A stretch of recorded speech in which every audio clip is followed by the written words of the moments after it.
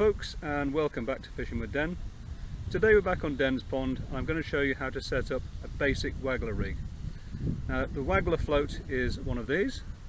In its simplest form, this is actually a piece of peacock quill with the feathers cut off, lightweight material. Could easily be a thin plastic, or it could be a reed. In England, Norfolk reed is quite a popular one to use, or sarkanda. But basically it's just a piece of lightweight material painted with a tip which is a nice gaudy colour so you can see it, and either a peg on the bottom or a little eye hole or a ring in there. Other versions of it. This one is the same thing except that it has a very thin tip. That's called an insert waggler, and you'd use that when bites are finicky and you needed to register just tiny little bites. The next version of it is the loaded waggler, and again this is an insert, but it could just as easily be the first one. This has got a piece of tungsten or lead on the bottom, and that preloads the waggler so it flies through the air very well. And then you move on to these things which are for bigger, deeper waters. It's called a bodied waggler. Again, a fairly thin piece of material here with a body on it and a weight at the bottom. For the purposes of today's demonstration, we're going to be using this one, which is a homemade waggler taking 4AA shot. Now it only has a peg on the bottom and no ring, but that's by design.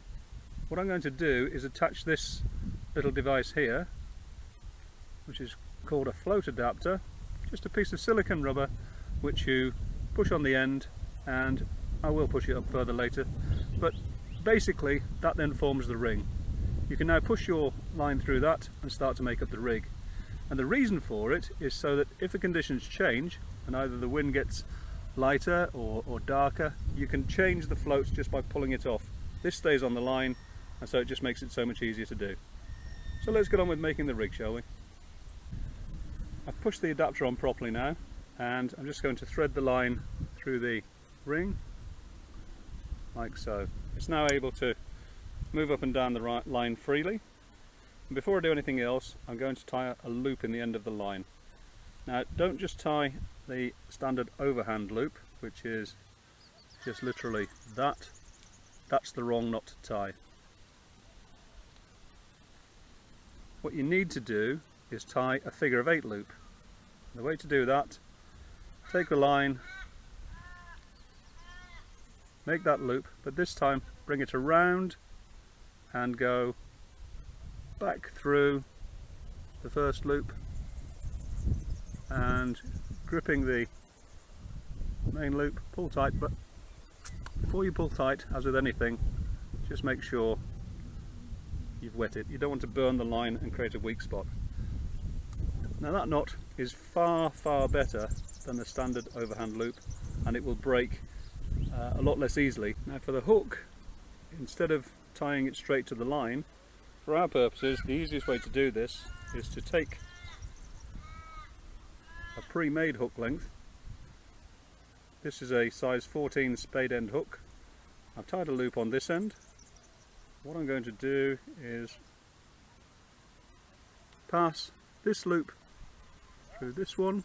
Oops. Helps if you can see what you're doing. And then take the hook and pass it through the main line loop. And when I pull tight, that's how we attach it. Now the reason for that is that this main line is 6 pound breaking strain. This hook length line is 5 pound breaking strain. In other words, if I get hooked up on something out there like a snag or a tree or whatever, when I pull and pull for a break, this is the bit that's going to break. So I don't lose the whole rig, I just lose the hook length. And as you've seen, it's really easy to put the new hook length on. If you want to, you can just tie an eyed hook direct to the base here. That's no problem, it's entirely up to you, but I always like what we call a rotten bottom, which is what this is, just to help with what I just explained to you there about snagging up. If you want to use eyed hooks though, please feel free.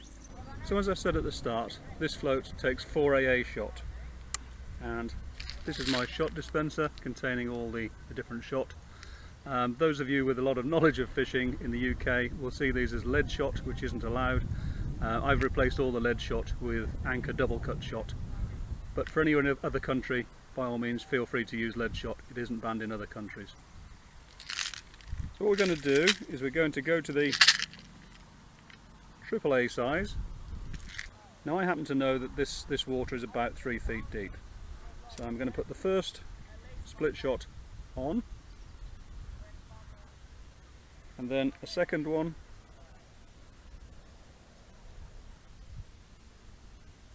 now these go below the float, which has slipped down the line for the moment, but got it back, and then I'm going to put a third one above the float.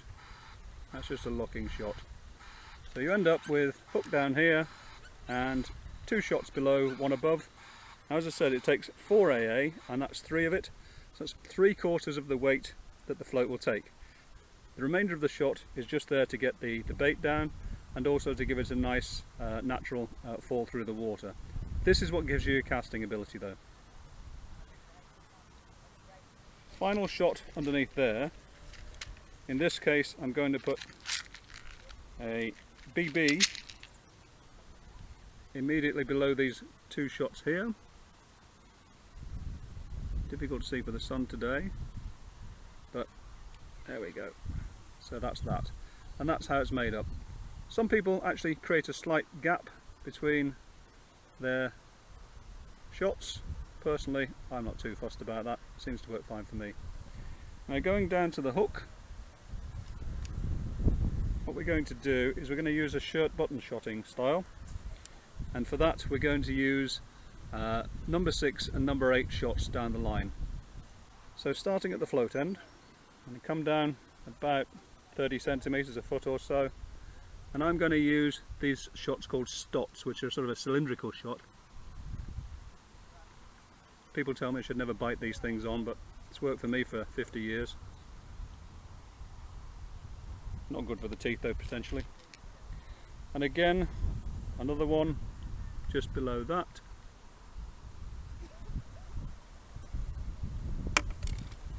And the third one just below that.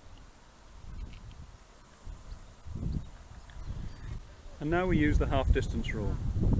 This first shot, which is about 30 centimeters or a foot as we said, from the float, if you take that and then go to the next shot, it shouldn't quite reach these shots here, the half distance rule.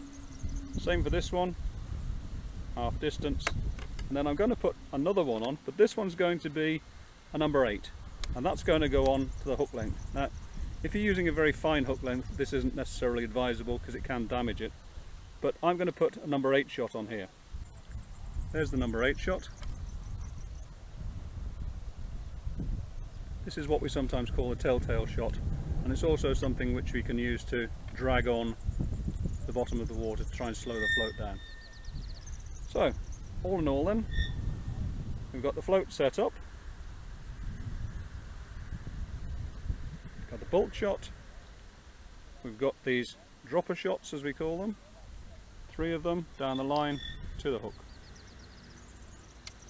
Now, I've already plumbed the depth, but if you need to know how to do that, I've done another video on that, so please feel free to go into my YouTube channel and learn how to plumb the depth, because you want to be fishing on the bottom, at least to start with anyway. So as far as the float itself goes then, and how it sits in the water, these shots will cock it to about here, so the water will be at this point here, and then these other shots down the line will bring it to a point so it's sitting about like that. Okay, if it doesn't quite work out that way for you, you can always put another shot on under here or take off that one for a bigger one. A little bit of trial and error there. So really folks, that's the basics of how to shot up a Waggler float. In a later episode I'm going to show you how to fish it and fish it effectively. Anyway, that's it for now. So hope you enjoyed it, hope you learned something. If you liked it, click the like button. If you want to subscribe, you can do that too. And the only thing left for me to say now is bye for now. See ya.